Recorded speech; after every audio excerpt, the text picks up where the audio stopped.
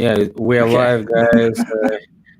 We have a legend from the Matrix, the Neo of uh, Minnesota, I would say. Are you right now in Minneapolis, Andreas? Could you I say? am.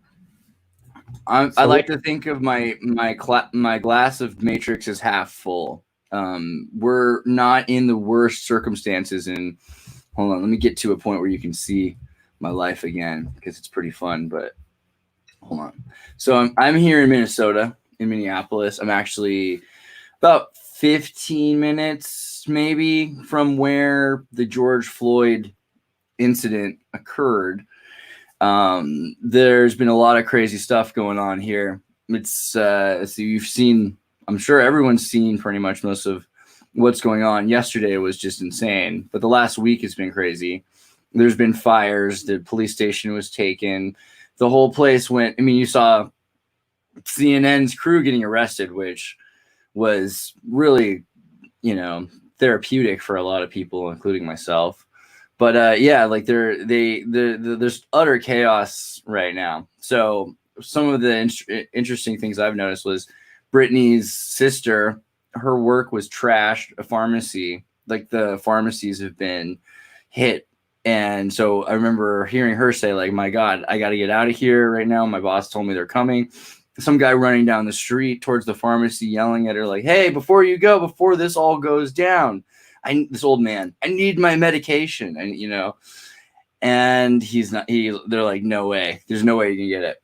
So basically a lot of people right now are without medication, anybody with diabetes. And like, there's a lot of diabetes in the African-American community. Like, I don't know if that's the same in Europe and Russia, but here the majority of diabetes cases below the age of 50 and 40 are happening in, Section 8 housing in places like Minneapolis. So it's a thing I don't think a lot of people are considering, is like how diabetes patients are going through this without insulin. I mean, it's physically nearly impossible with the way that their lives have been lived. And yeah, there's other problems too. I mean, every little kid who's got some medical problems. And the irony being that this has been supposed to be a peaceable protest, but when you have people coming through and smashing windows to start the protest, and there's fire coming in on all four sides of your community, then you're going to react. It's not even a choice. It's not like they had a choice, like, oh, okay, I could do this or that. It's like, well, people are robbing my home, my mom's home, the store. They're going to have to try to get, and they haven't had food or money in a couple months. Plus, everyone gave them masks. So why aren't we all wearing masks right now? That should be part of the joke, really.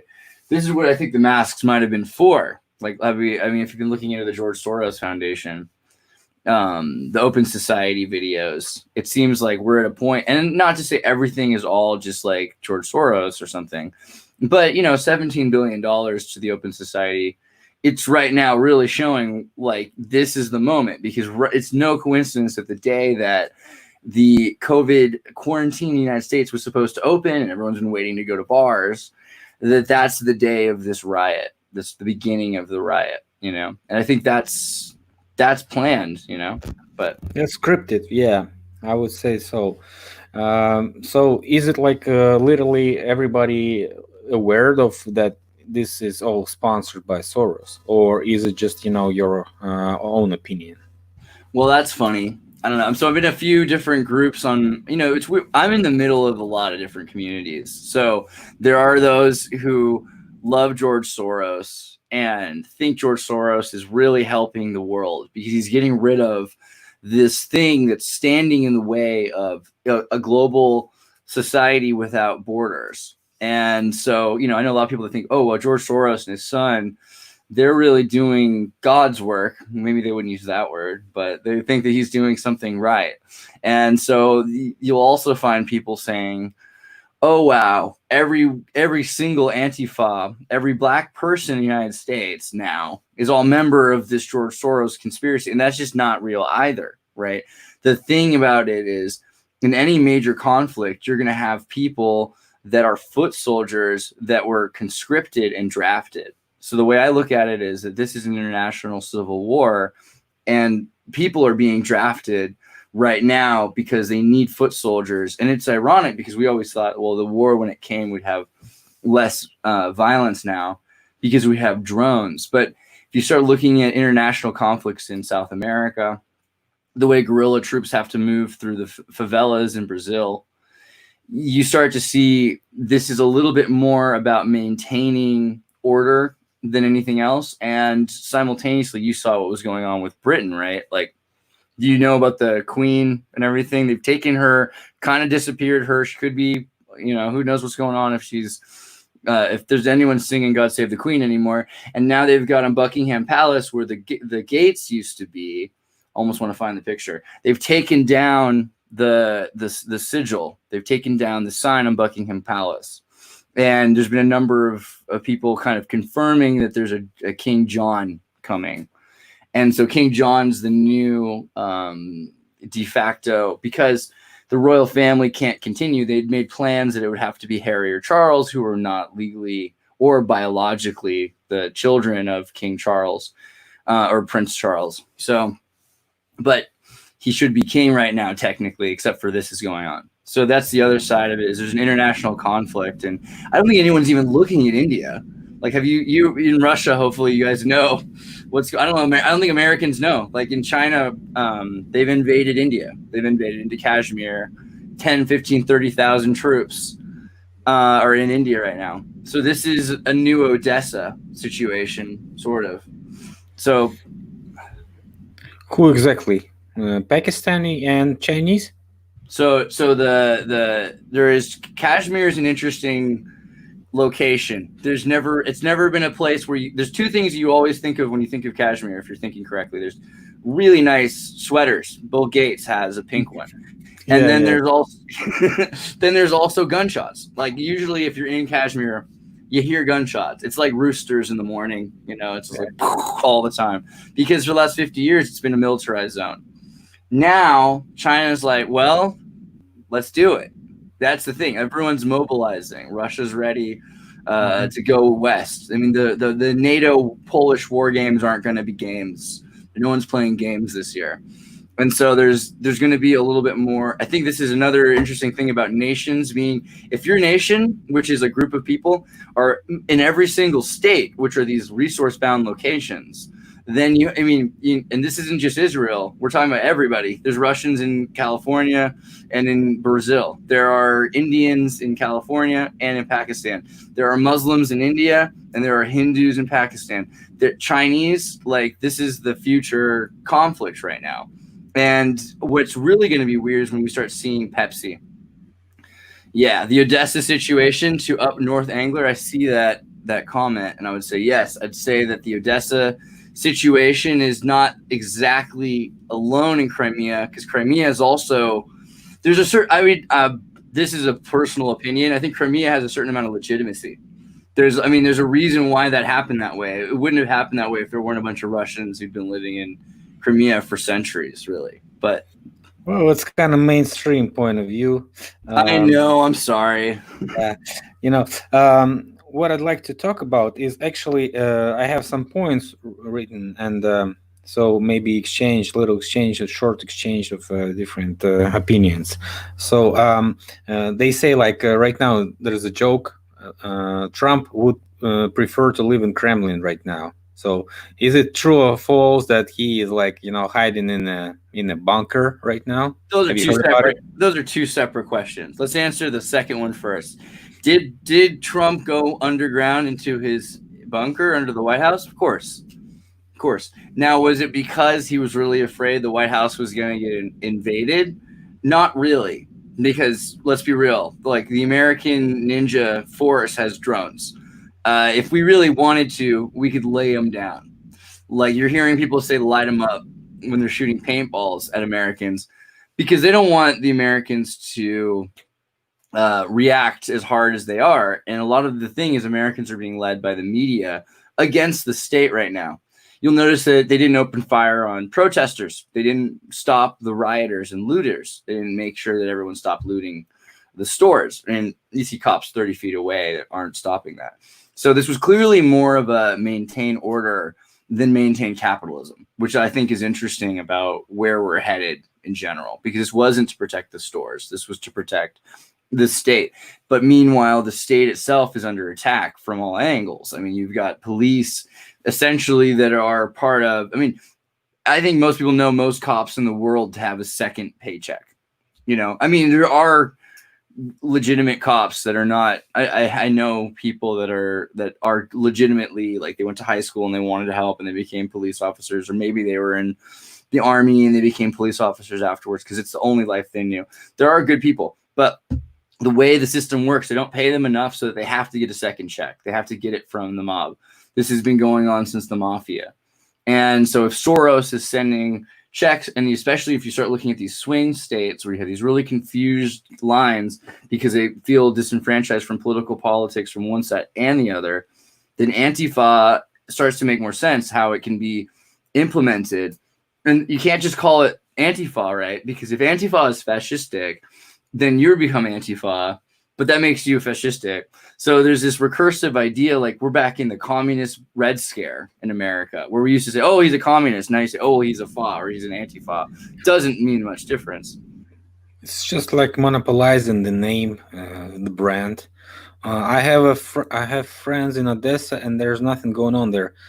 Well, it was just like, you know, different region. He meant Crimea, I think, right? There was some things in Odessa 10 years ago. The thing about Odessa was that it did get mobilized and become a Russian state, but it was one that wanted to be. That's my opinion. Okay, next point. Is it really the protest of the poor, as you think? Well, okay, so George Bernard Shaw, who was a playwright and a utilitarianist, and when he died, he was stuffed. So you can go and you can see him, and he looks like this giant cockroach in a suit. George Bernard Shaw wrote The Intelligent Woman's Guide to Socialism and Capitalism. I think it's an essential read for most people who want to see what's going on right now. The short answer is yes, it's a war on the poor. It's a war against poverty by the elite, as usual, because, and this is the most important part, whether or not the poor get it or agree with it is only slightly important to the full idea, which is that socialism and Marxism is efficient managerial theory. The elite love the idea of feeding people out of horse troughs because it's cheaper. And more importantly, you can avoid your rich kids getting the plague until the poor kids get the plague. And if the rich kids that you have play with their poor kids in their poor ghettos, if you haven't patched potholes, there's a potential that your kids will fall into them. So it becomes more about control, that you say the rich should not be allowed to be so rich, quote unquote, underneath the elite, mind you. Like there is a place underneath it. Like this is where we're in the trapezoid, not in the triangle. And the trapezoid, you can get up to the top of that, but you can't get you can't actually enter into the height system. But the poor aren't allowed to be as poor and the rich aren't allowed to be as rich anymore. That's what Brzezinski talked about. And it's all about control through economy. Like if we can control people's economy, you look at someone's alias, which is a capital letter and version of their name, and they're signing away for that. Your real name is a number. And that number is, there's about 12 people that own every social security number in the United States. I don't know how it works in Russia, but it's probably very similar. They have people that they invest in, and this is the amount of money they're willing to invest towards their education, and you get paid back out through social services and social security more if you're a more valuable slave. So it's important to them, for the poor, to be as utilizable and valuable. But simultaneously, the people want to be paid too much. They don't want to pay them that much, and they don't need to because of automation and machines. And every day it's becoming less and less important to have billions and billions of people that follow their way of life and that do what they're told. So simultaneously, we're also working towards this more, it's a sustainable population. And yes, it's a war against the poor, but it's not for the reason that the poor think. No. I don't mean that it's a war against the poor. I mean, is there most of the protesters really represent the poor class? I mean, that's neither in general. That's neither here nor there, but yes, sure, why not? I mean, so let's say you've got a bunch of poor people and you put them on boats and you drop them off somewhere, do they not just become soldiers? So, I mean, these people who want to redress grievances, who can't redress grievances, might be fully legitimate. A lot of them really are. I don't think the ones breaking the windows who turned out to be Jacob Peterson, the cop, I don't think guys like that are necessarily legitimate, though. And I think that the bigger issue is if you get a big crowd of people, it's really easy to stand in front of them and talk and say, oh, I'm here on behalf of them. This is what they're all about. Let me tell you about what they're all about. That's what's going on with the poor usually, is that they get represented by people who don't represent them correctly. I think that's just today. The point is just the poor just represent more people, and in general, if you look at the right, if the mob is very big, you find more poor people because they look like more poor people than just a couple of rich guys, which I saw right now in Santa Monica. They arrived at the protest at the near Santa Monica was cross near section, and just dropping their Rolls Royces, Range Rovers there, and nobody is even setting up on fire. So and you saw the bricks, right? So that's the other thing, is that there's a bunch of milk trucks, and I'm friends with a lot of different kinds of people now. I see on their posts pictures of milk trucks and people. There's picture. This is a big boogaloo moment. People, you've heard the boogaloo. It's this idea that there's going to be a kind of civil war in the United States that leads to a Starship Troopers future. These milk trucks being posted. They're like, this city, this city, this city. Don't forget to go to the milk truck and get your pallet of milk.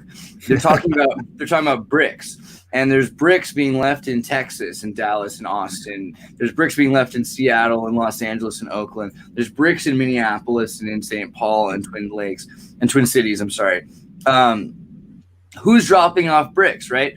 And it's like, I remember in 2014, I grew up in a place full of, university town with progressive liberals. They would go on a peaceful protest. A guy shows up with his own rock in a street without any stones in it. There's no pond to pull a rock from. He brought it with him, and 6 guys show up at the same time, and they start smashing all the Urban Outfitter windows and all the stores. That made national news. So the more it's like well presented national news that's caught on camera, the weirder it is. And I mean, the same thing with the arrest of Omar Jimenez, right? Like, I mean, they're arresting these CNN guys on TV. It's great because it makes the whole crowd feel like participating in it. And so you have two kinds of people.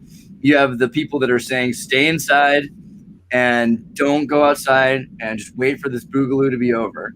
And then you have the people that are like, they're out there because they're willing to die, whether it's to shoot people with a camera or otherwise. That's the other thing. There's a lot of people out there that just don't even care about the ideological politics of it or don't even see a solution, but they're just filming it and they're getting shot. And this is the crossfire that they're like, hey, there's friendlies, and it's human shielding. That's the real truth of it. You look at the Soviet Union and World War II, when they didn't have enough people in the front lines, they brought Mongolians and put them in the front so that they would be shot first, and then they would be able to pick up their guns and keep going. It's just using people, and really that's the thing that I find traumatic is seeing so many people that believe that they're being represented. This reminds me of the Occupy movement, or literally any other Mockingbird operation in history. It's just when people believe it, like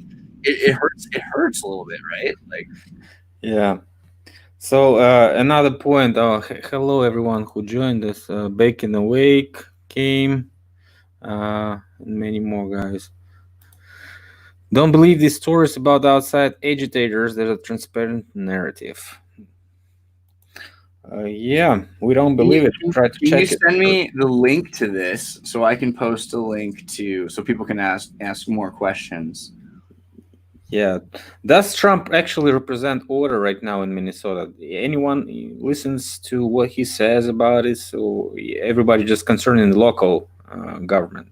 Oh, well, I guess the way you would have to think of it is that as a swing state. I mean, the general public. This is one of the more swingy of states. This is one of the ones that decided the election. So there are blue collar blue laborists, and the blue laborist movement is like the machine people, the people that do all the work here. You'd be surprised how many of them are Democrats. But the thing that's also interesting is a week ago, Joe Biden, and I hope you saw my new video where I put George Floyd, who's the guy who got shot. He was in pornos, you saw that, and he was making rap music. So I put some of the scenes of who this guy is in the video while Joe Biden's talking, because Joe Biden last week said, if you don't vote for Joe Biden, then you're not black. Which is really important, because this is the kind of identity politics that they play in the United States. They say, if you're not a pet for our pet causes, then you're not nothing. You're not worth anything to us. And if anything, you're a threat, because you have your own opinions and you think your own way. And I know this gets into like what Blexit, Turning Point, Candace Owens, people get upset. I don't care. I like Candace Owens, man. Like, because she's actually, I mean, for all that she's done wrong and she's sold out in ways, what are you going to compare that to Black Lives Matter? So, I mean, at least there is a movement that's trying to move away from being controlled by either party. And then all of a sudden this happened. So it becomes a war where you have to choose a side. And so there are a lot of people that are choosing go with Biden, or, you know, the other people are saying Trump has a plan. But the people that are saying Trump has a plan are twofold, of course. You've got the QAnon folk, and then you have the traditionalist conservatives. And the ones that really believe in the QAnon thing, I think, feel the most like...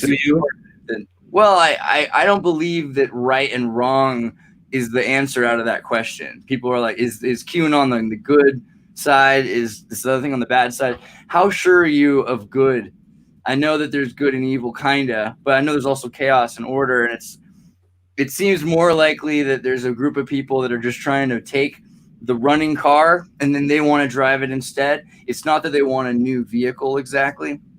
I don't want people to think that that there's too much hope in anything other than themselves. But and that's the thing, you can demand a lot. Like, you can, the American people right now could demand a lot, and they're not. And a lot of it is coming down to, I'm gonna put faith into my president. I think this might end up kind of dangerously. I think that we might get to a point where we don't have an election this year, because why bother? And that might not be bad for everybody, but it certainly means it's going to change the system. We're going to go to a new kind of system, you know, if that happens. Yeah, we have a best example right now that I can say is the Constitution vote that we're going to have at the 1st of July, which is going to be a remote, distant vote via computers, via PCs, guys. So we are like practicing right now, and probably going to be the new era of voting and stuff. So the next point I wanted to address is like, what is America missing right now? What is wrong? And so I also made a couple of notes. So what was in America when I was living in America in 1995, 1996? It was, they had united elites. So it was like the fall of Soviet Union, and everybody was happy. Dems were kissing with Republicans. They probably were the same team. And right now, what we have, elites are not united anymore. No, definitely not united anymore. Well, did you see The Purge?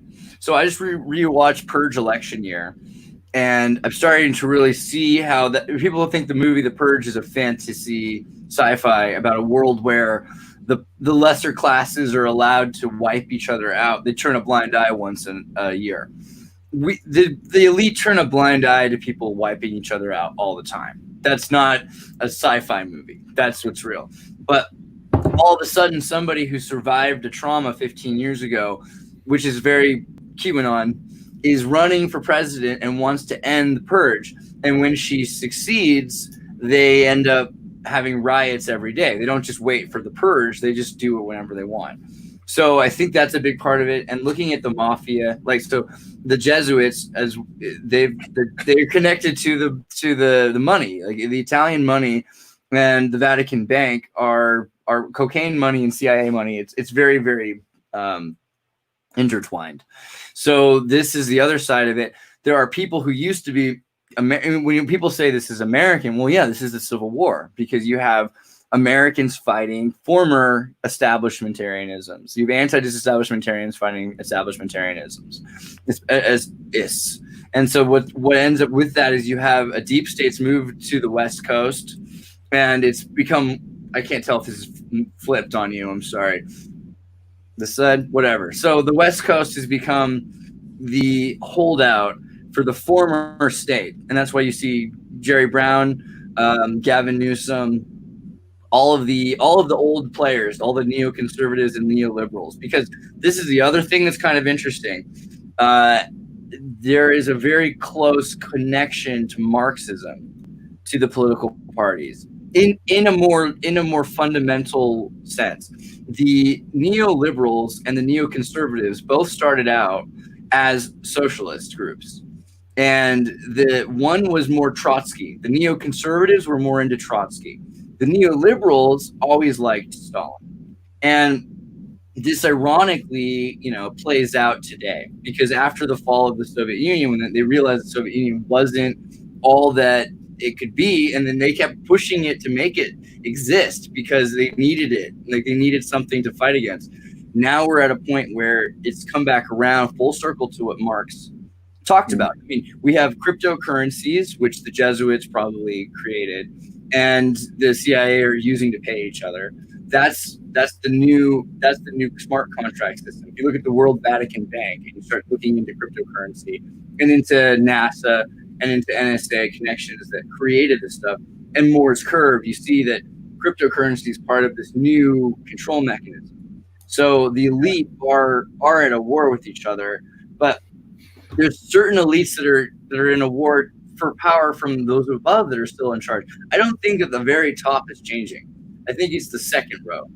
And you've got groups from the Jesuit mafia and then groups from the Freemasonic hidden hand that are kind of disputing who's to take over. Meanwhile, some of the stories about all of the royal families not being able to have their own children, either biologically or because of being controlled by the Rothschild family through the Jesuits, which makes more sense because the Jesuits, again, they don't want people having their own kids. They want to raise the kids of society. So what I see is kind of, and you look at Trump's going to a Jesuit school, and you look at to start checking out the connections between Jesuit universities and the CIA, it becomes pretty obvious that there's a mafia kind of transition happening here. It's international. But what I wonder is who's still alive, because economically they haven't been able to admit how many of the people are dead. They haven't been able to admit how many people have been arrested. And so this is where some of the QAnon stuff becomes really true. I mean, it's like you can see all that stuff's true. There is clearly an underground struggle happening. And then you wonder also about the tunnels. So if the tunnels are being utilized, go ahead. Yeah, the tunnels will be one of the next questions. So the next point that America is missing is I think the governments were neutral back in the days. I mean, nobody actually cared what was going on in DC and what is the wind of political influence is right now and who is winning or losing. Everybody was just doing his job. And what we see at the COVID, event, and what we see right now is just, total distancing of the local governments from what, actually would be good for the country. What do you say? I think that the good of the country is really subjective.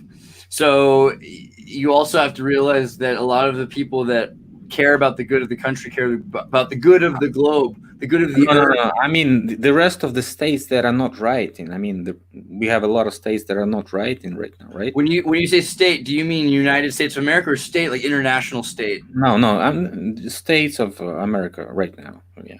Yeah, so the thing is, the CIA doesn't really look at it like states of America anymore because they've been so outside of the United States. And while they've been doing that, they've been losing power in the United States to the point that they don't even run it anymore right now. That's what's going on, essentially, is the CIA have lost control.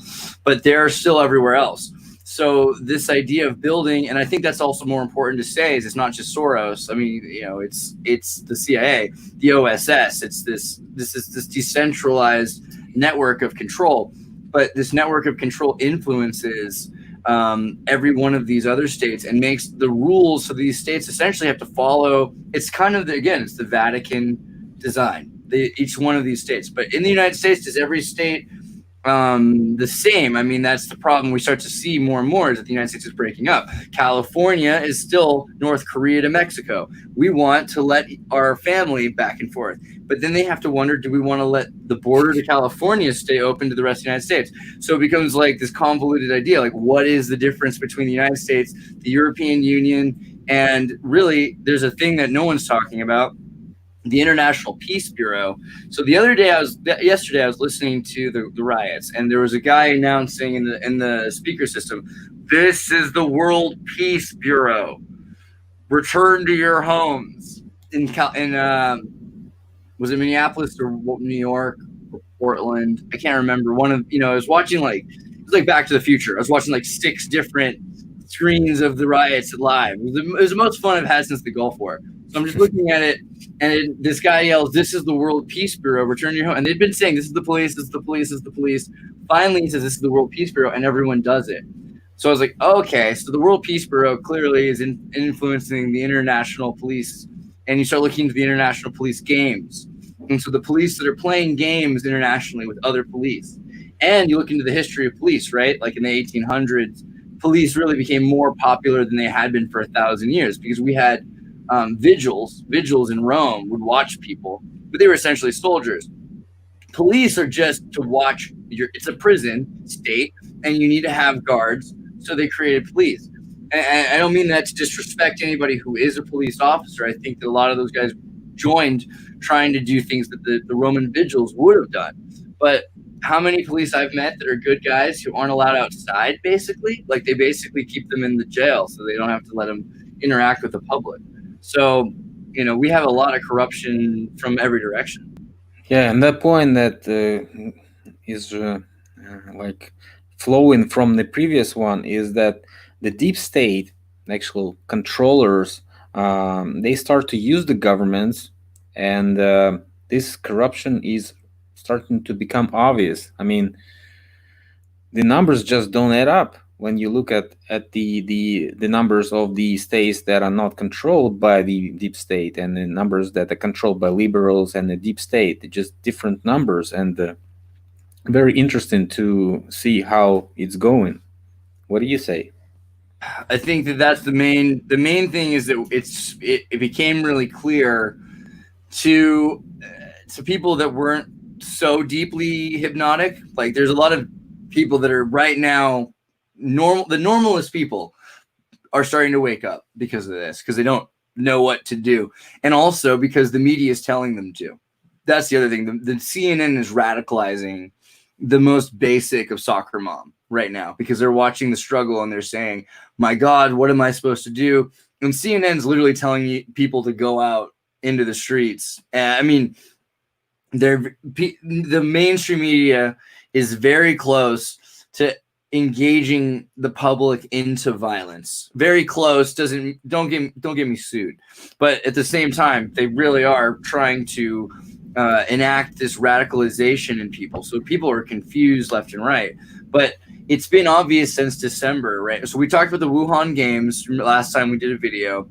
1.5 billion people are now immobilized.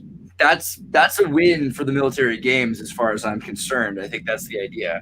And from there, you have now the concept of the only people that can fight are in the streets. But that's a valuable fight, because if the people don't really want to go with the program, which is this is really Marx's paradox. If people don't want to go with the program, then the program can shut itself down. So what they need to do is they need to get enough people to purge each other, so that there's a sort of like sophist violence, where people out of the violence this is the new normative. And then out of that normative, they start demanding their police again. They start demanding to be protected. The demand, the ability of the market of McDonald's. And really what I see, McDonald's in the United States recently said, we're going to start offering free food to first response workers and any of the nurses and police. It's our way of saying thank you, which is like, I mean, anytime McDonald's says they're going to give you something for free, you should be scared. But you start looking into it and it's like, okay, well, the U.S. government is seizing businesses because as growth climbs, and this is, again, Marxism, as growth climbs, there's a point where you can't sustain it. And there's different maps that I can show you, like growth versus collapse. The higher you grow, the quicker cancer. It's called cancerous growth. So at a certain point, you need a military stability that happens where they say, we are no longer going to concern ourselves with growth. We are now going to plateau, but we will continue to feed people. And you start looking at central planning, and they're saying, okay, the U.S. always said central planning, that's why communism doesn't work. Well, look at Pizza Hut. Look at PepsiCo.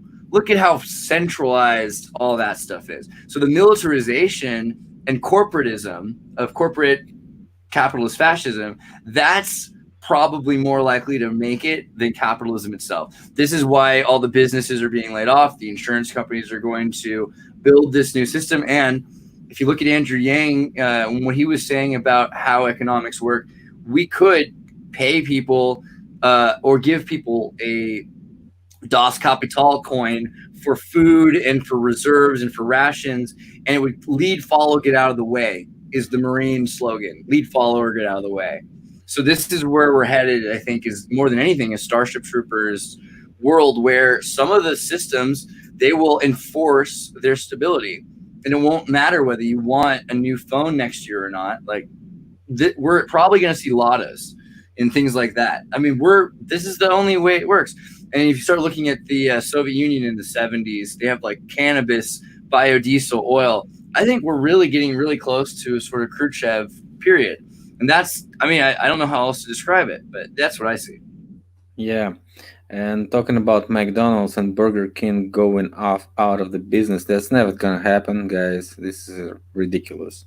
I mean, they will survive. They will survive. American corporations like automobile industries are purchased and socialized essentially by the state, right? That's what I mean by the Lada. So we could have like the Fiat become the Lada. We could have an American GMC take over things. You do the same thing with PepsiCo and McDonald's. You could have the U.S. government take over that, and then they could guarantee people that they have that. And PepsiCo owns Quaker Oats, so you get your gluten-free oatmeal. They own Pepsi products, which is very important in the Soviet Union, or I'm sorry, Russian Federation. Wink. And then you've also got Taco Bell and KFC. So it's idiocracy. Like, you don't need to. They will not go out of business. They will go out of capitalism. They will go into consumerism, which makes them more money anyway. Yeah, they never will lose. Everybody else will die, but they will win. American people never starved in general, and I don't even remember actual, starvation in America. Everybody have we had it in Soviet Union, the famous Holodomor, and famine in Russia that was in the 30s. And I know about the Great Depression, but I don't even know if anything like this, like a huge famine, was happening in the United States. And what right now could be happening if those guys will, proceed these riots, and more business will lose their rent, places will be burned, and those markets will be burned. I don't know who's going to be selling the food, who's going to be providing the food for them. McDonald's, freaking Donald's. That's what I mean. Because centralization of planning is the only way that it can work while there's a military war on. This is a worldwide civil war. So you're going to have Fanta again. That's where we're at. Like, there's no other way to do it. Like, they're going to have to make military spam for people at a certain point. And corporations are going to do it for the states. And that's where it's going to become also interesting, because China and the United States, that relationship is done. We're talking Taiwan and the United States, which is awesome. I love Taiwan. I'm really excited that we're doing that, because there's a lot of really good things to come from that. But at the same time, what was once an intertwined, like, and not everywhere in the United States is like that, by the way. California, I'm getting stuff from AliExpress or whatever. Now I'm in Minnesota. People have to go to the store that someone bought something from China. So a lot of the Americans don't really have the same experience that I had, but we had a very intertwined Silicon Valley with California, with China. That's not the case anymore. And so the future is going to be China goes one way and the United States goes another. And the interesting way is different. China is sustaining glitch growth. When an American has an idea, China will take that idea and it will sustain it. So we'll keep growing and they'll keep sustaining it forever. But the United States builds, it's just a fact. I'm not trying to be, I mean, Russia does better than China too. China builds poorer than other states. They're specialists. They do good things, but like you take a Raspberry Pi computer. Where's one example? I did this the other video. You take one of these computers made in China. It's crap. This is made in Canada, but it still can run twice as hot without melting. Little things like that. Better materials really matter. So what we will see is a stronger United States with better technology, but it will be more militarized. It will be more bare bones things are going to come. And again, with the whole Khrushchev thing, like we're going to start seeing more and more that you buy grains and you make your own food, or there's a machine to do it because you're not going to be going to the store as much. Yeah. Hey, by the way, HB just pointed out again, we talked about this earlier, HB. Check out my video because I put clips of his George Floyd rapping and pornography in the video on my channel on Xirtus. But yeah, that's all true with Jacob Peterson and Chauvin. Yeah, by the way, we've checked the cop. He was kind of relevant to some actor, but I've checked it like a couple more times. The actor is like 6 feet 6 inches, something like this, and the cop is around maybe 6 feet tall. So probably that was not. Why are they always Osama bin Laden tall? You know what I mean? Like there's like a crazy height. No. The actor right. that's supposed to be a cop. I mean, Yeah, Benjamin something, the comedian actor. Yeah, they look totally the same face and stuff like this. But you guys, I hope you guys have heard what Philip's talking about. Look at the video of the cop killing the guy, and look at the cop who's arrested. They're not the same face or anything, you know. Yeah. No. I actually found the cop that was arrested picture, and he looks exactly like the cop on the video. So that picture that was dropped in the media, that is fake picture. So yeah, I found the picture. Let me just screen share it to everybody. Let's see. That is his picture. So can you see it?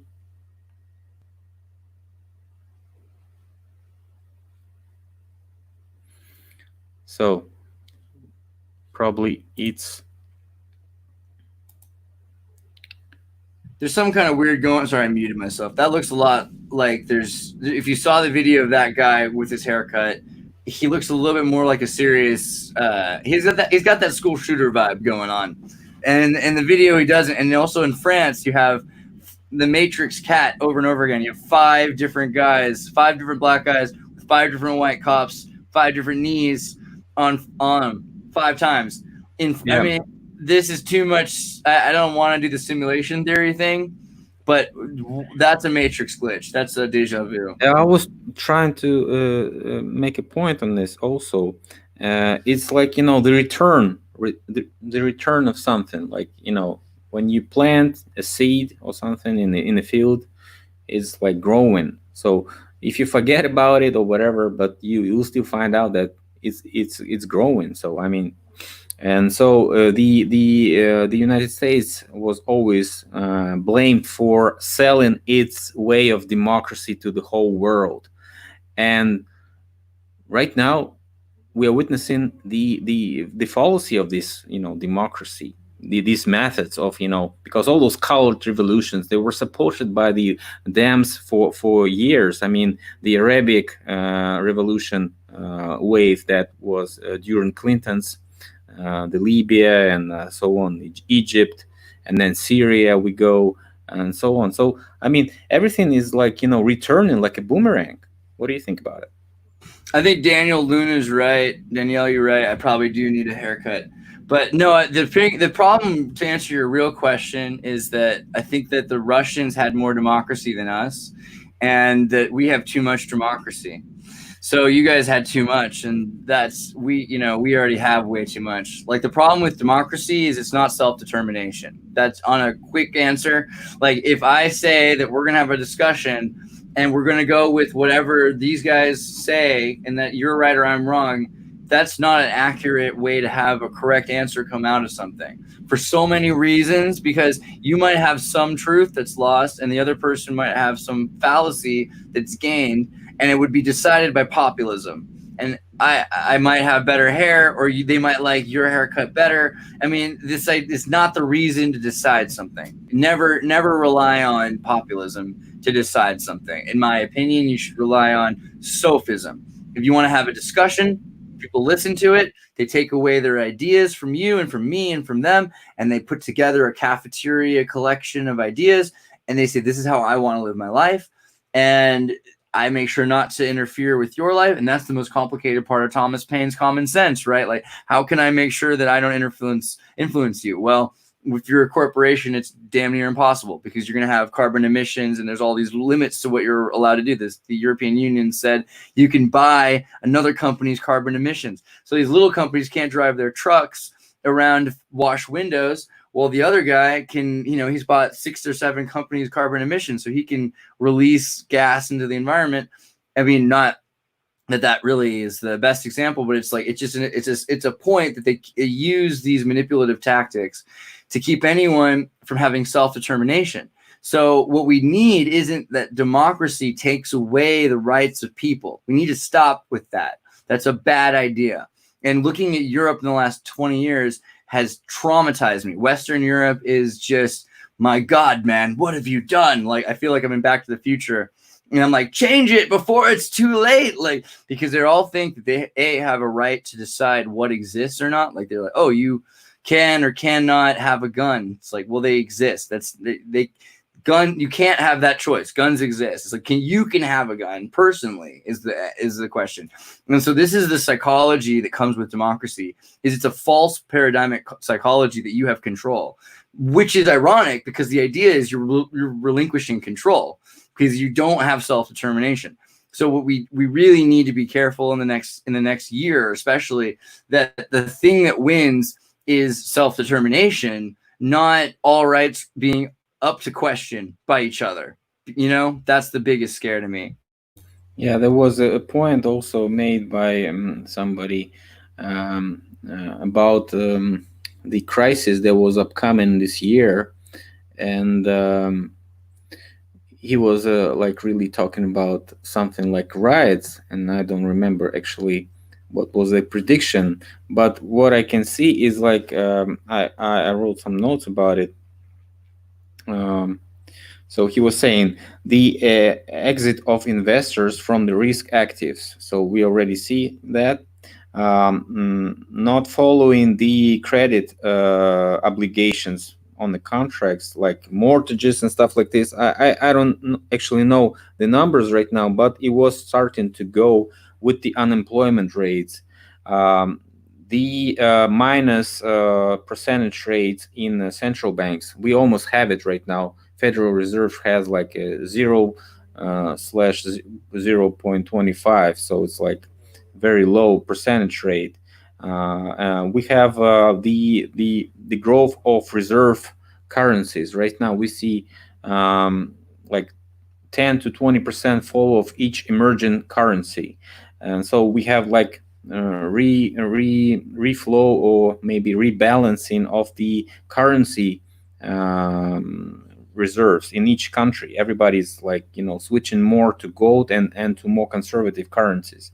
And we also see like refinancing, privatization in the emerging economies, like Ukraine, for example, selling all the land in Ukraine can be sold right now. They have friggin' tragedy. I can't believe they're doing that right now. It's insane. Like, it makes me want the Russian Federation in there. Have you seen how crazy Ukraine is? Because they're selling it to China. And then, where are the kids going too? Like, have you seen this? I'm sorry, but the Ukraine's out of control right now.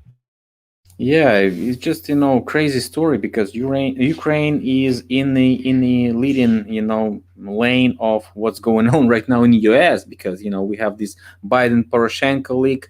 We have this yesterday the truck driver was supposed to be Russian, but they found out that he was Ukrainian. He was trying to go through the highway with the whole bunch of people in there. So and they found like he has a bunch of Russian friends, and that was a Russian, collusion again in this riot starting. But provocation. The guy who's like picturing himself with the Trump, donating to the Republican and Trump for a couple $100 twice or maybe three times. They found everything on him except that he was fighting on the Ukraine side for 4 years during these conflicts that are right now going on in Ukraine against Russia, against Russian-backed troops, right? So this Oh, is very that's a nice little addition to the narrative, the public narrative. My God, like, yeah, a bunch of crazy stuff. And what else? I well, think you in New York also, just really quickly, like we have Russian spies that were disappeared. This is a big story that's being hidden right now, where they're Russian nationalists who were poisoned, and this just matches what was going on in England. What, 6 months ago? The same thing happened in England, where they blamed Putin for poisoning somebody, but it was really the MI6 or something was poisoning Russian. yeah, it's always Russian. If that's not Jews, that's Russian. If that's not Russian, Yeah, that's right. Russian Jews. So it's like we know it, and so And nobody suspects the Spanish Inquisition, right? Yeah. yeah, Hong Kong came to US, and I think what I personally thought when all this stuff started is like it's how precisely and step by step they follow the same methodician books, the same playbooks they used in Egypt, the same playbooks they used in during Ukraine Maidan crisis that we had in like the same stuff. Everybody's burning tires, starting making those barricades, and starting to riot, starting crashing the shops. But it's kind of new in America, because in America we're not like Berlin, where we just get to have a soccer party. You just don't have the American embassy in your country. Well, That's why it's new for you. we burn stuff when football games are done. Like that's about it. Like we don't have like the real political motivation for this. So for us, unless you're like a world traveler and you've flipped a police ambulance in Berlin sometime, I'm not saying I have. I'm just saying that you would have had more of a. You're used to it, and you're used to the citizens being allowed to throw their temper tantrum, because it's a nominal thing to clean up a temper tantrum and charge them taxes to do it. But the United States isn't used to that. We have it a couple times here and there because they're so good at kind of diverting the energies of people. Like, you want to have a say, you want to do something about this, buy more toilet paper. Like this is America. Yeah, and the lady with the last name Rice, she's probably sister of Condoleezza Rice or whoever. She was a UN representative and Obama administration advisor. She came up on a CNN or whatever and said, like, I see Russian playbook here. It's Russia. It was like yesterday, and our our guys started to butthurt, backwards, like we are not here, we are not there. And so, like, I know this is like ridiculous because yeah, go ahead, sorry. Just go. No, I'm just saying they make the Russians seem like they're evil because they read books. I mean, that's the thing. It's like you come into America and you're like, I come from a land that reads books, and it's intimidating, I guess. You'll be surprised, but that Russians were fighting fascism, so Antifa could be blamed to be Russian sponsored really fast. And I mean, Black Lives Matter was this hashtag was blamed on Russians when it was started. All Lives Matters also blamed on Russians. So we are very close to. There's something weird about Russian names being attached to intelligent things. I mean, if you go on GitHub and you look up the number of Slavic names involved with programming, you'll find that there are a lot of Slavs involved with programming. Whether or not there's an agenda to save all black people by the Russian government, I don't know, but I don't think that's exactly Putin's plan. Having said that, I think that the Russians find value in being able to be credited. It's flattery. You're like, oh, it's the Russians. The Russians are like, really? Me? Like, that's cool. Like, you guys think I did that? That's like really sweet. Like, most Russians are probably not as lacking in, well, not most Russians, but the Russians who are running these programs, because there are, of course, Israeli and German and American and New Zealand secret agents, but the Russian government's very specific about what people can do, and the corporations in the Green Forest, the Silicon Forest they have drone companies but you look at VK, right, or the French, the Russian version of Facebook, and you can take a photo of a girl you met at a party, and then the next night you can find her account on VK because it has facial recognition software.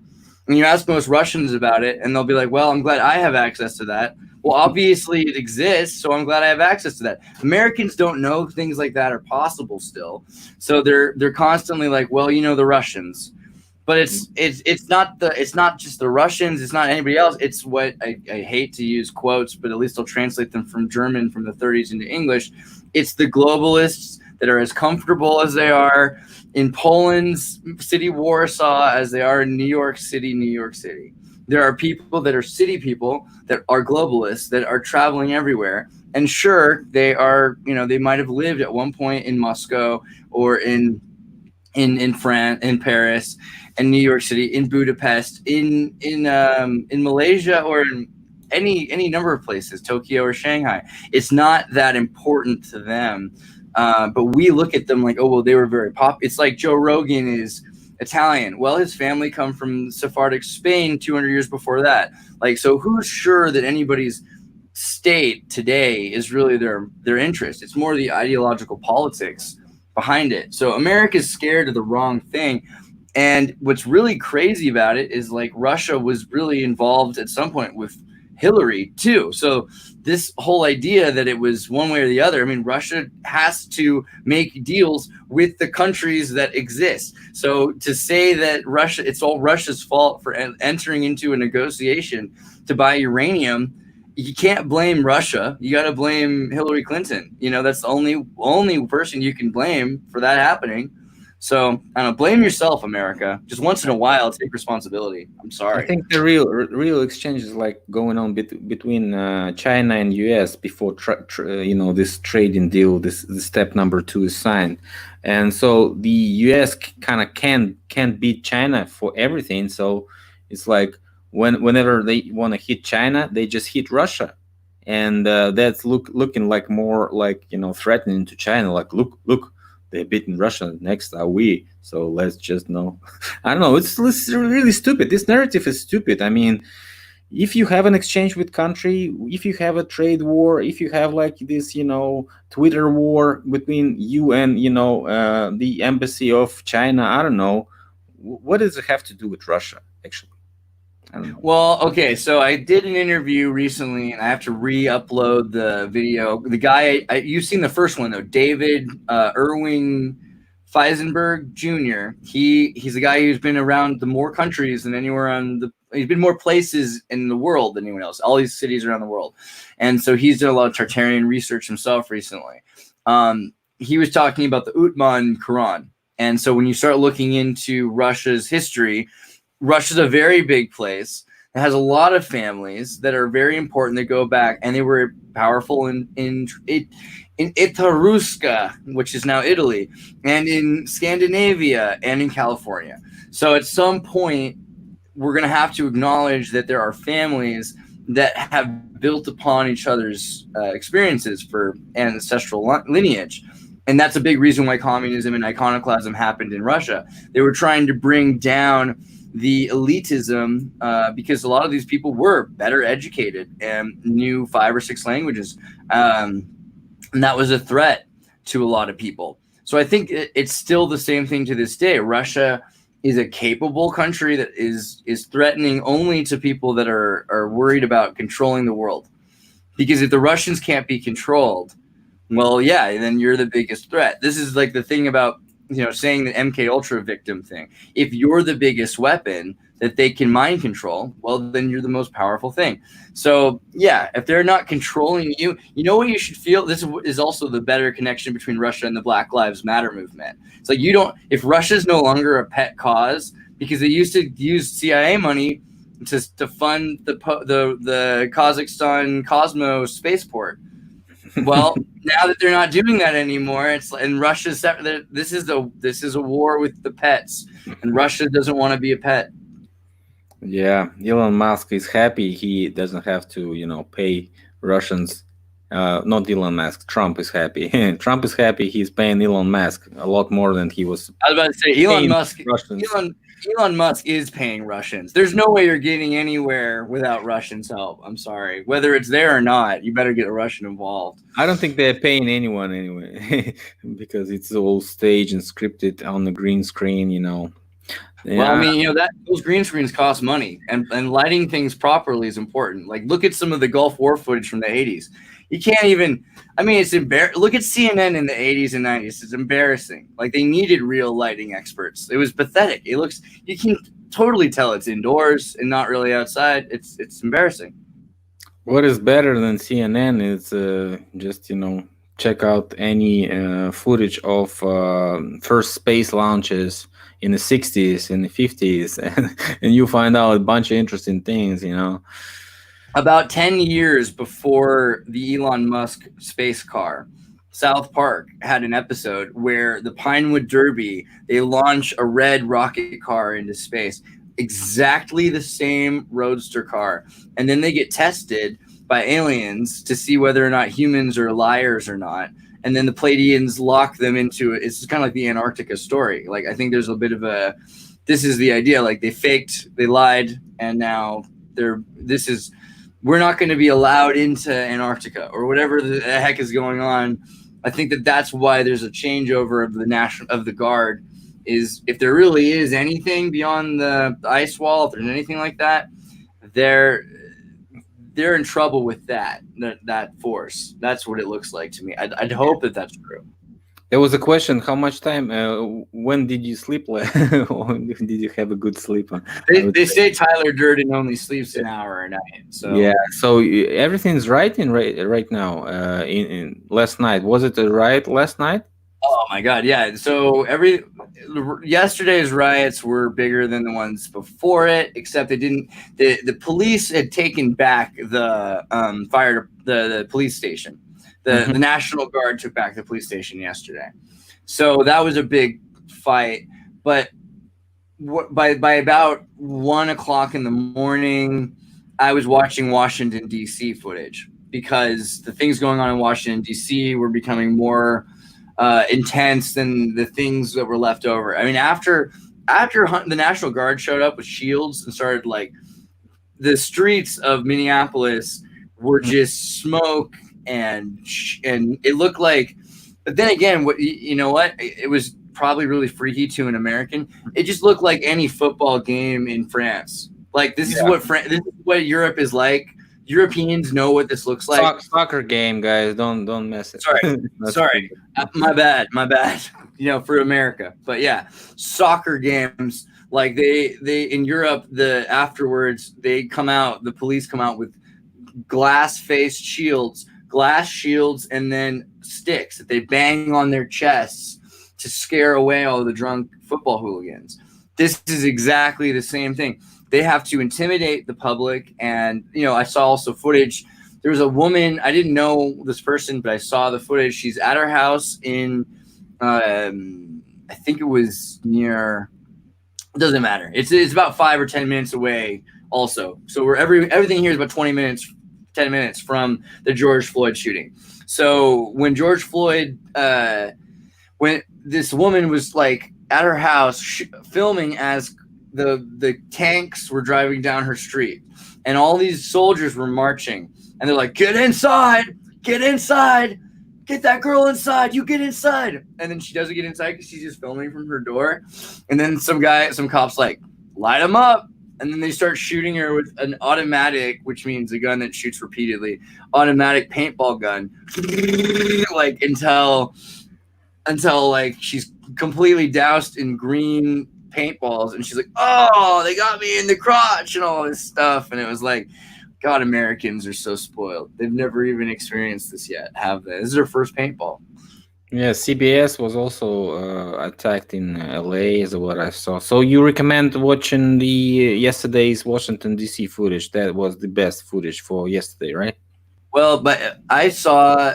Okay, yeah, I think that Minneapolis yesterday live was. I'm just saying that I kept up after when I got home watching more footage, because the Washington footage, they burned down the guard tower, they burned the tree in front of the White House, they entered the White House lawn. Hey, pepper balls, Ron Sheckelson says. I'll bet a shekel Yeah, is yeah, right. yeah, yeah, yeah. Yeah. I hope Pepperboard. I hope they were. I mean, what the heck? Like, why? Like, they don't even use bullets anymore. Like, so they might as well have pepper bullets. They Like, they they use like rubber. We call them zatichka. I don't know. So in just in New York, in the New Yorker, I remember like 15 years ago, they had articles saying, "Hey, don't worry, mom and dad, about your kids going to California for college for their liberal arts degrees and protesting." Now the cops aren't going to need to worry about rubber bullets anymore because we're going to use laser guns. So this is the thing I think people should also consider is that if you're out there, they could be hitting you with a 5G cannon before it was called 5G, like whatever is a unilateral radio gun can give you headaches, make your ears bleed. Like, take that seriously and be it's careful not out a there. 5G though. It's not a No, 5G though. it It's just just it. I use that as a reference because that's what people think of now. But yeah, legitimately, you put a coffee can around a radiator, a radiation machine, a microwave emitter, and it's unilateral. So like eventually that can really cause a lot of headaches and injury even. So I mean, we don't even have to worry about rubber bullets. That's like not the thing is that the police need to maintain this idea of having some control and order, which is just obviously completely gone. I mean, if Trump is in a bunker, then it's just what's really the question is, does he trust his Secret Service completely? And he might find, when the word assassin comes from hashashin, which were these guys who ate cannabis. And the Muslims would walk up a hill after eating a big wad of cannabis butter, and then they would start to hallucinate. So the Hashashids were told, this is God, this is Allah, and you need to protect God's message.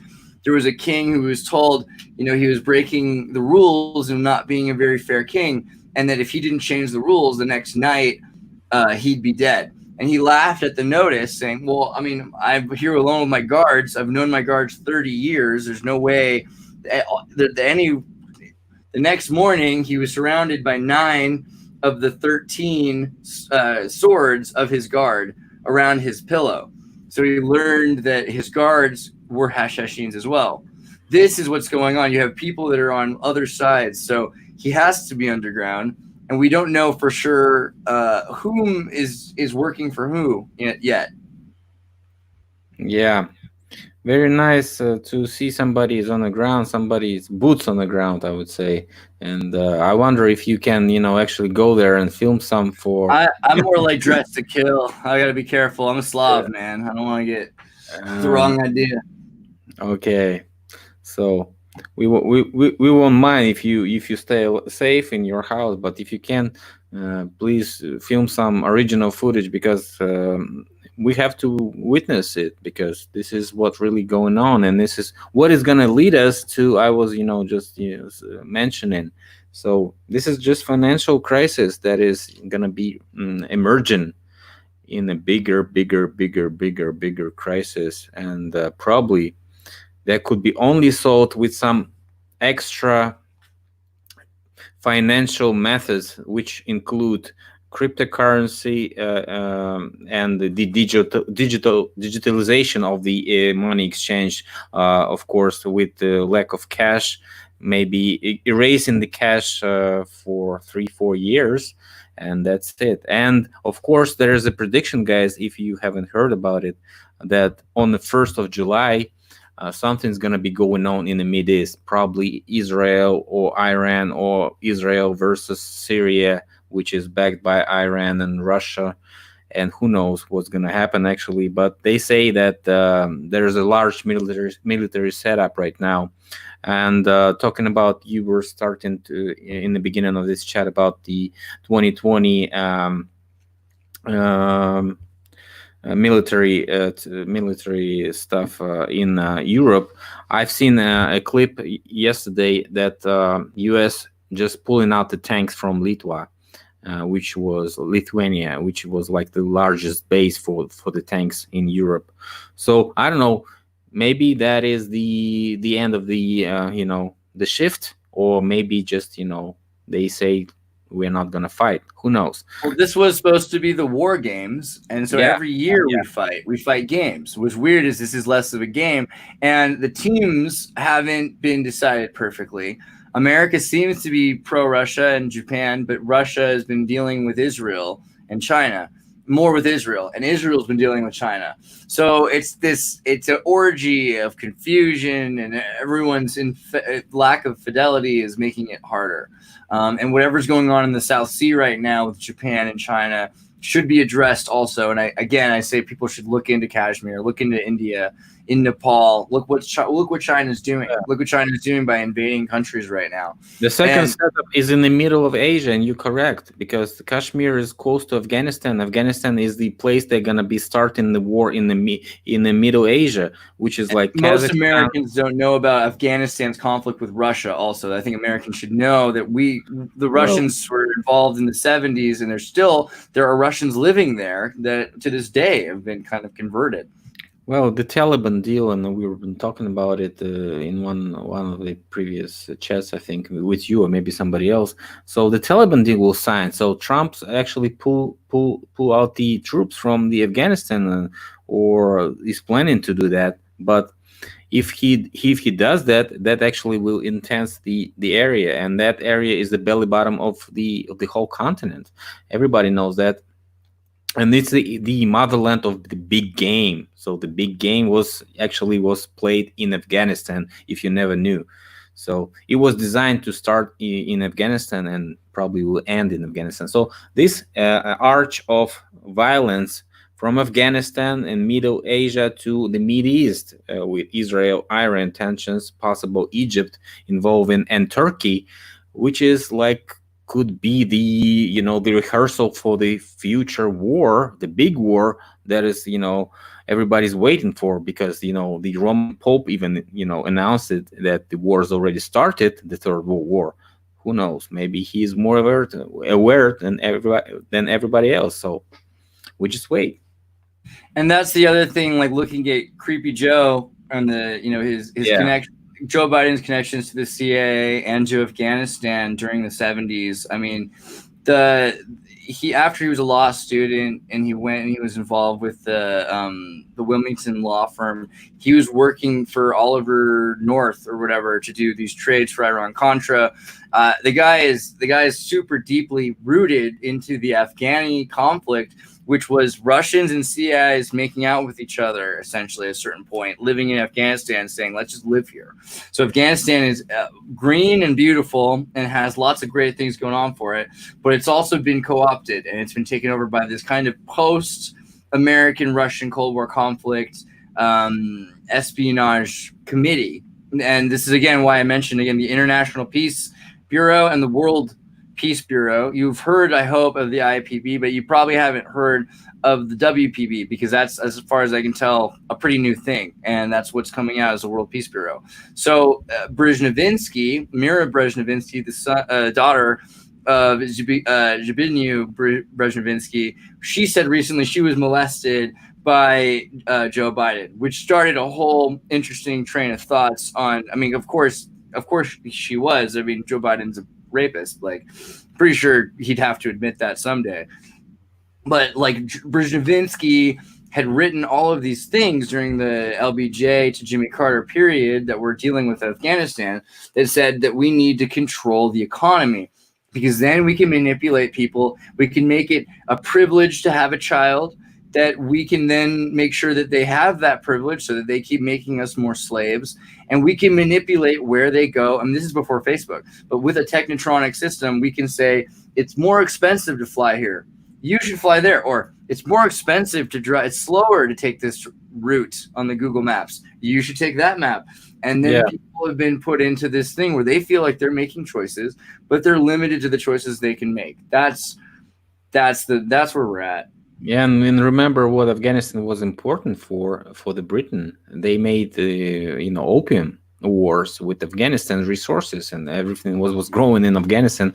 Right now, the heroin production is majorly comes from Afghanistan. If you never knew that, if you like real heroin. The problem is now you've got fentanyl. So the Chinese have really messed up the market. So this is the thing. Their heroin is no longer the valuable thing it once was, the valuable commodity, because you can make this tiny little powder instantly that does way worse things to you, and you blow it on a cop and it gets on his skin, he'll die. So the whole America is under this new opium war. Interesting that the opium war was in China when the British took over Hong Kong. So of all things, right after Hong Kong is liberated or whatever, everything's connected, because the exchange is like Hong Kong and immediate exchange into US pictures. So we can see that the pictures are like connected with somehow, and even some newsmakers are like making those videos about Hong Kong, then putting up the videos about riots in US, like after all, and making the whole picture from that. I don't know if that is the narrative actually, or the playbook, but they're comparing Hong Kong to the US riots and saying like China is doing a lot better than the U.S. government, actually. So I mean, better at beating people down. China is really good at beating people down. Good job, China. China is the best in quarantine. China is the best in COVID. China is the best in Hong Kong protesters, and so China is the best. North Korea #1, but PRC is doing their best, But yeah. Almost dead, Kim Jong, whatever his name is, almost dead. Do you believe that was an actual attempt, or that he was trying to figure out who was disloyal to him? Because then he shows back up.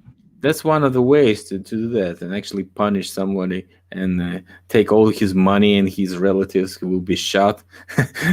So that is good for their methods. And we probably continue with those script busting chats, guys. I see everybody's already tired of listening to our rumbling. So thanks a lot for joining, and hope you stay safe and don't get into trouble. Make sure you guys check out the video I put of the riot protest footage on the Xirtus channel. It's pretty good. And then I'll start uploading some more footage of stuff that's going on around here, and maybe even include some footage I got in Washington, because that's intense. But thanks a lot, man. Thanks for having me, and thanks everybody for watching. And check out Tartar Nova.